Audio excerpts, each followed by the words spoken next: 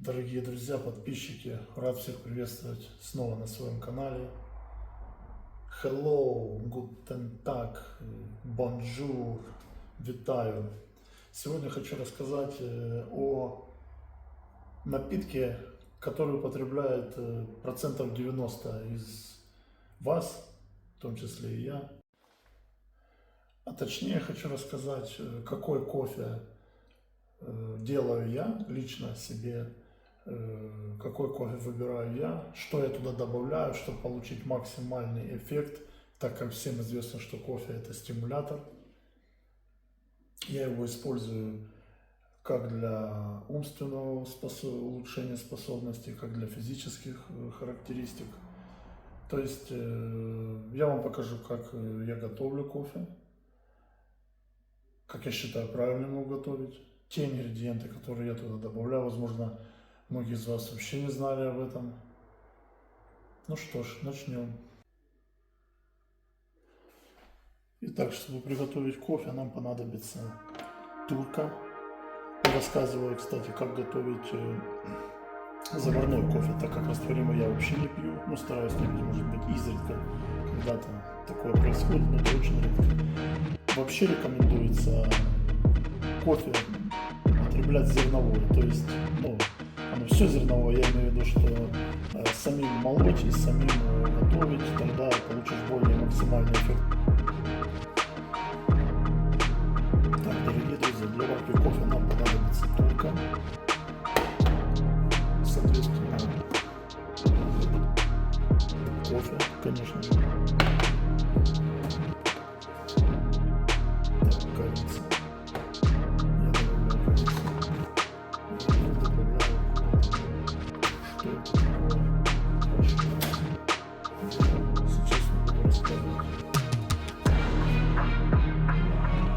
Как я уже сказал, для варки кофе нам понадобится турка.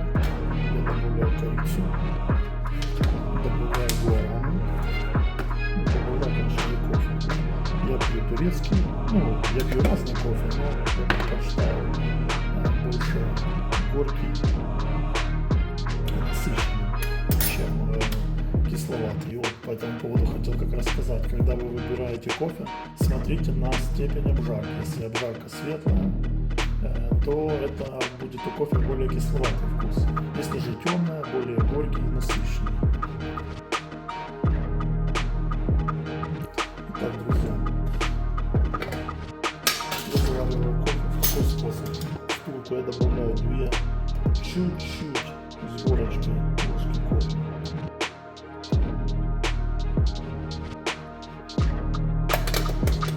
Если это утро, то я добавляю корицу. В течение дня можно выпить, я пью, допустим, 2 чашки кофе, я выпиваю ложку корицы, да, если 3, растягиваю тоже ложку. То есть мы кладем в турку, не отдельно в чашку многие кладут. Я вам рекомендую, вы будете уже пробовать делать сами. Я делаю пол ложечки корицы.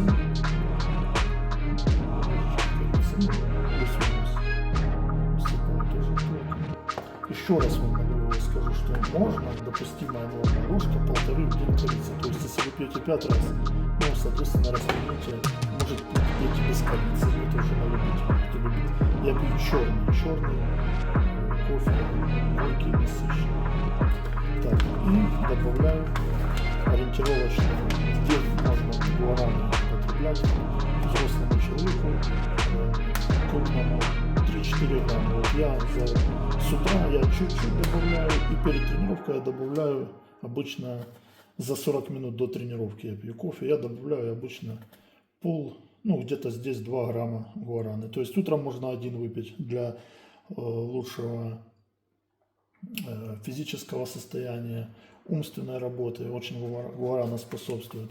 А также перед тренировкой чуть больше, чтобы зарядиться энергией, да, и ваш организм был больше адаптирован к физическим нагрузкам с помощью гуараны. Так, добавляю 2 грамма гуараны.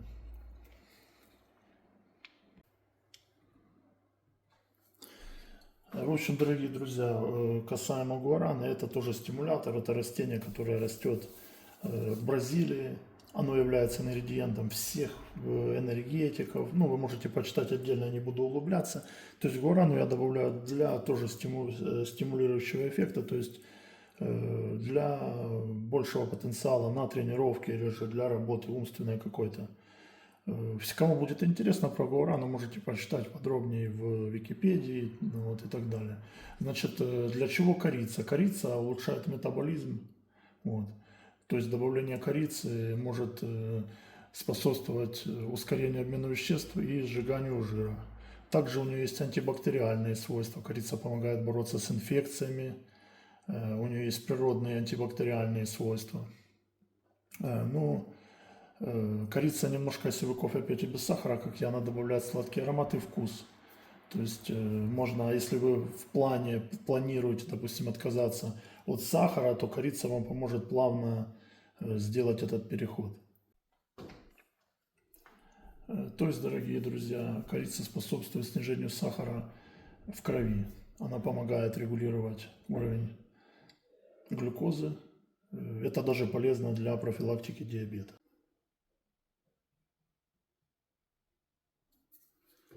Так, вот, дорогие друзья, прошу обратить внимание, мы насыпаем все в турку, все полностью на дно. Наливаем холодной воды, это правильность приготовления кофе. Это мои рекомендации, вы уже будете там думать, как вам удобнее, но это правильно. Холодная вода, все на дне, кофе, корица.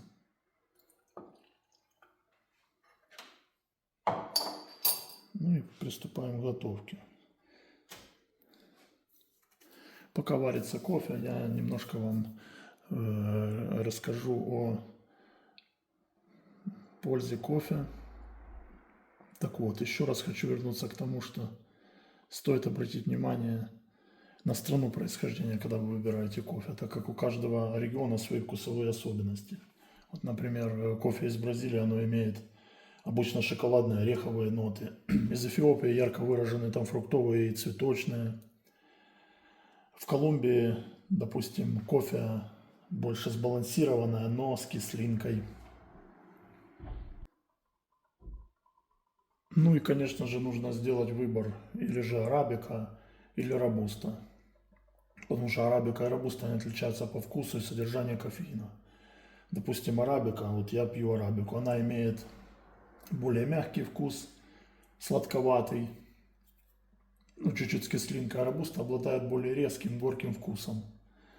Ну и в арабике меньше кофеина, допустим, чем в робусте. Ну вот, кофе пока у нас еще варится. Расскажу о пользе кофе. Да?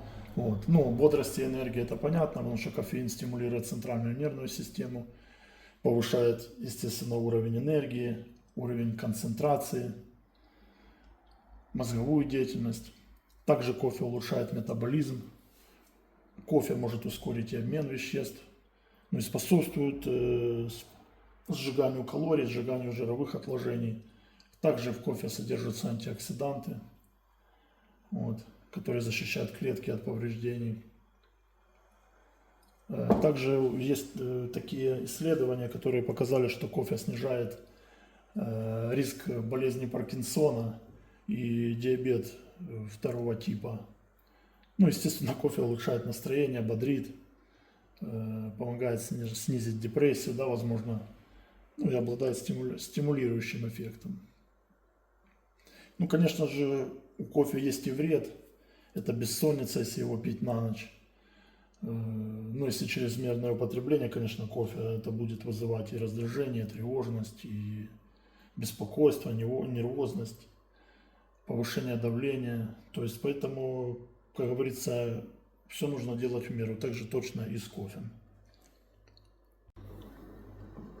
Дорогие друзья, вот я вам сейчас покажу, в каком моменте нужно снимать первый раз кофе. Вот видите, оно чуть-чуть начинает подкипать. Я его снимаю сразу. Все. Теперь нужно ему дать минуту, чтобы оно постояло, чтобы зерна и то, что мы добавили, ну порошок уже, то есть то, что мы добавили, ингредиенты, они осядут вниз. То есть они начнут с кипятком взаимодействовать, отдадут свои полезные вещества, да, и осядут. Я хочу вернуться к разговору о пользе. Мы поговорили кофе, да, как стимулятор, как допинг для спорта, как борьба с депрессиями, можно, кофе поднимает немного настроение, если еще его употреблять, вот как, допустим, я употребляю кофе с черным шоколадом, то есть, которым не меньше, чем 60% какао, то есть, а то и больше, 70, 80, 90, это вообще врачи рекомендуют, и профессора, то есть, если вы кофе пьете с шоколадом, в котором очень большое содержание какао, это лучшее вообще, ну, с разрешенных, понятно же, стимулирующих веществ, да, которые поддерживают ваше психическое состояние, умственное, физическое. Но и хочу, конечно же, рассказать о вреде кофе. Так как кофе раздражает желудок, я рекомендационно настоятельно прошу не пить кофе на голодный желудок с утра, так как видел, это делает очень много людей, это совершенно неправильно, этого лучше не делать, потому что вы можете получить большие проблемы с желудком впоследствии. То есть я не рекомендую вообще пить кофе на голодный желудок. Как минимум хотя бы выпейте чашку воды 200 грамм. Так, это первое. Еще не рекомендуется в кофе добавлять сахар, молоко.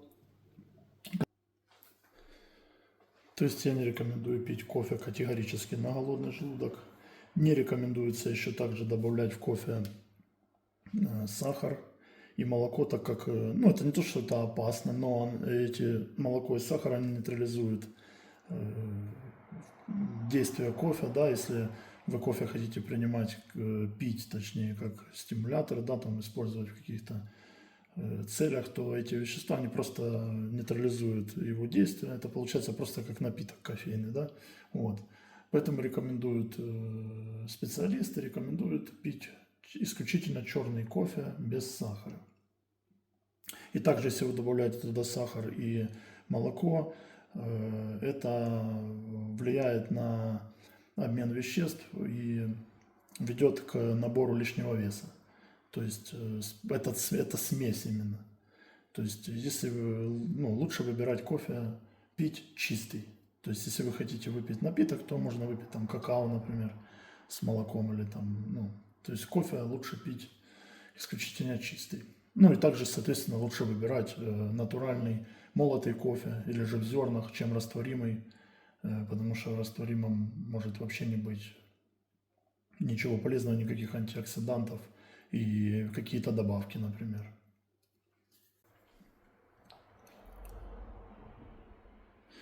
Так, ну что ж, после того, как кофе постояло минуту-две, я ставлю второй раз на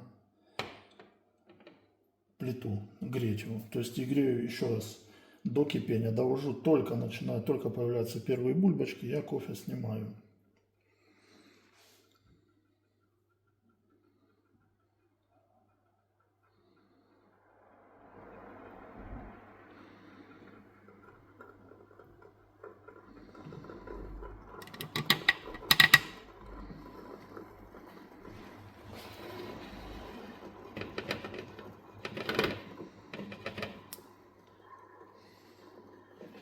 Вообще лучше его не размешивать, то есть не лучше, а не надо его размешивать, то есть все должно сесть само, раскрыться, то есть не рекомендуется кофе размешивать ложкой.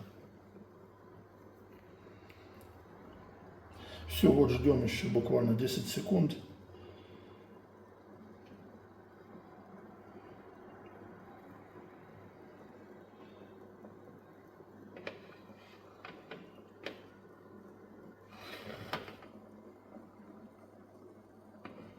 Так, чтобы было видно, какое состояние. Вот. Я думаю, понятно, примерно чуть появляются бульбочки, да, первое кипение, признаки, сразу его убираешь, вот как сейчас. Да, вот обратите внимание, вот оно только начинает, я его сразу же убираю, все. И так нужно сделать 2 раза. Вот, теперь ждем, пока оно осядет все уже полностью, и наливаем в чашку. Вот, пока мы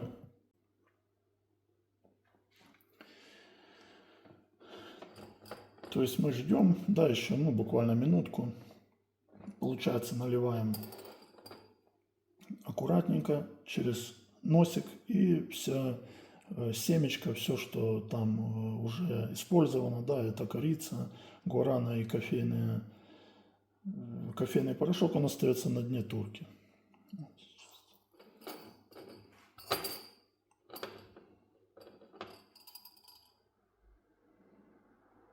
Вот, и после двух варок все оседает полностью внизу. Мы уже наливаем без примеси чистую воду. Все порошки остаются на дне турки. Вот. Все. Что ж, дорогие друзья, приятного кофепития. Надеюсь, что в этом видео вы что-то, также рекомендую размешать, что-то найдете новое, что-то интересное. Хочу еще подвести итог.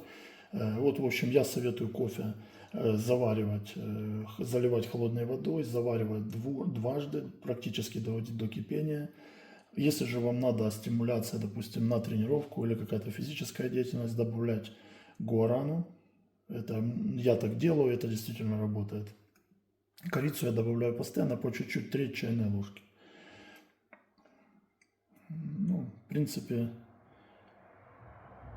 всем, что хотел, поделился.